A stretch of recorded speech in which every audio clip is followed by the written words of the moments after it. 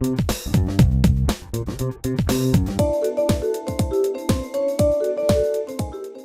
bonjour à vous toutes et tous, le rendez-vous Forum Santé. Bonjour Alain. Bonjour Maria. Bonjour, merci de vous retrouver.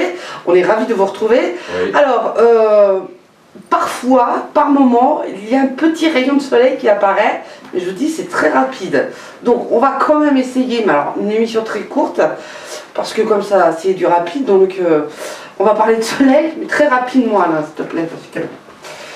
Donc le soleil, qui est cette année un peu en retard, mais le souci qu'on a, c'est qu'on a eu 2-3 très belles journées au mois de mai, hein, et à ce moment-là, on a eu des gens qui ont eu des coups de soleil.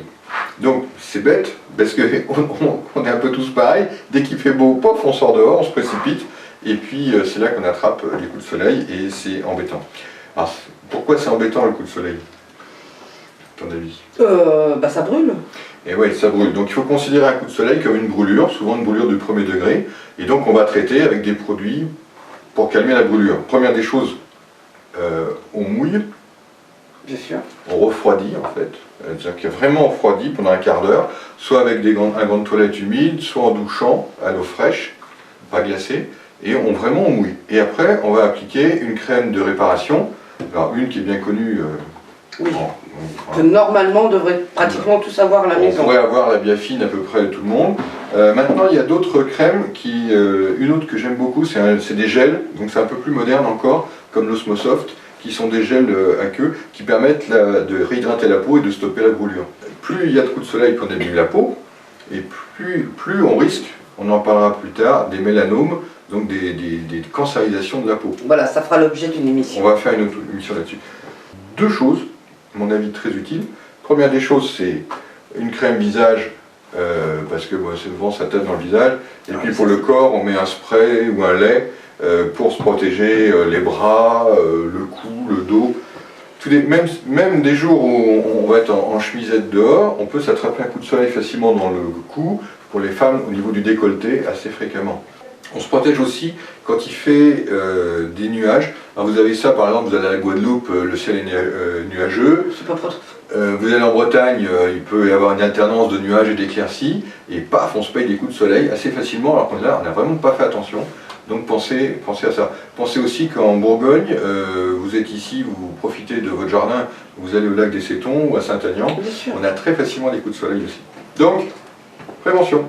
Et puis, deuxième chose qui existe, pour les gens qui font ce qu'on appelle des